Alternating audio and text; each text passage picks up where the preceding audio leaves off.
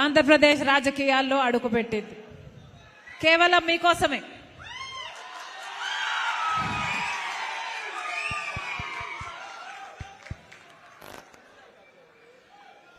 కేవలం ఆంధ్రప్రదేశ్ రాష్ట్ర ప్రజలకు మేలు చేయడానికి ఇప్పుడున్న ప్రభుత్వాలు, ఇక్కడున్న పార్టీ, అటు టీడీపీ అయినా వైసీపీ అయినా బీజేపీకి బానిసలుగా మారి మన యువత భవిష్యత్తును, మన రాష్ట్ర భవితను తాకట్టు పెట్టారు. కాబట్టే రాజశేఖర్ రెడ్డి బిడ్డ ఈరోజు ఆంధ్రప్రదేశ్ రాజకీయాల్లో అడుగు పెట్టాల్సి వచ్చింది.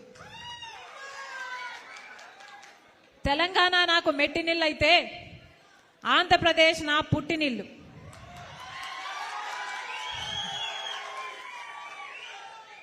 ఆంధ్రప్రదేశ్ ప్రజల పట్ల రాజశేఖర్ రెడ్డి బిడ్డకు ఒక భారం ఉంది, బాధ్యత కూడా ఉంది. రాజశేఖర్ రెడ్డి గారు తెలుగు ప్రజలందరినీ సమానంగా ప్రేమించారు.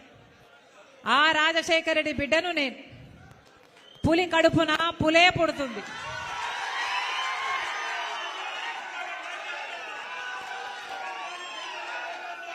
ఆ రాజశేఖర్ రెడ్డి గారి రక్తం, ఆ రాజశేఖర్ రెడ్డి గారి రక్తం ఈ ఒంట్లో ప్రవహిస్తుంది.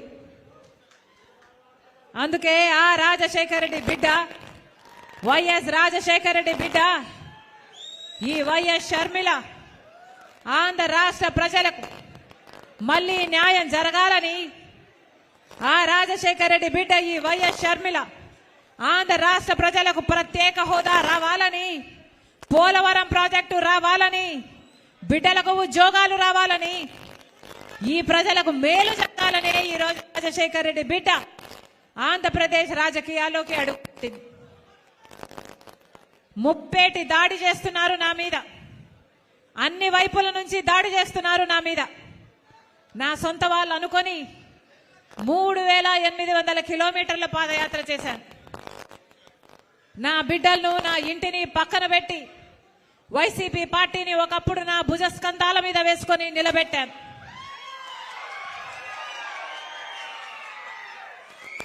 మనసు పెట్టి పనిచేశాను. నా రక్తం ధారపోశాను, నా చెమట ధారపోశాను. అదే వైసీపీ పార్టీ ఈరోజు నా మీద దాడి చేస్తుంది. నా మీద ఎన్ని రకాలుగా దాడి చేసినా పర్వాలేదు. ఇక్కడున్నది రాజశేఖర్ రెడ్డి బిడ్డ. ఇక్కడ భయపడే వాళ్ళు ఎవ్వరూ లేరు. మీకు చేతనైంది చేసుకోండి. ఇక్కడ మేము రెడీ. నేను రెడీ, మీరు రెడీయా? నేను రెడీ, మీరు రెడీయా? మేము రెడీ. ఈ యుద్ధానికి మేము రెడీ. ఆంధ్ర రాష్ట్రానికి ప్రత్యేక హోదా రావాలి. ఆంధ్ర రాష్ట్రంలో పోలవరం ప్రాజెక్టు నిర్మాణం కావాలి. ఆంధ్ర రాష్ట్రానికి తలమానికమైన విశాఖ స్టీల్ ప్లాంట్ నిలబడాలి. మన రాష్ట్రానికి రావాల్సిన ఉద్యోగాలు రావాలి. మన యువత భవిష్యత్తు బంగారం కావాలి. మళ్ళీ రైతు రాజవ్వాలి.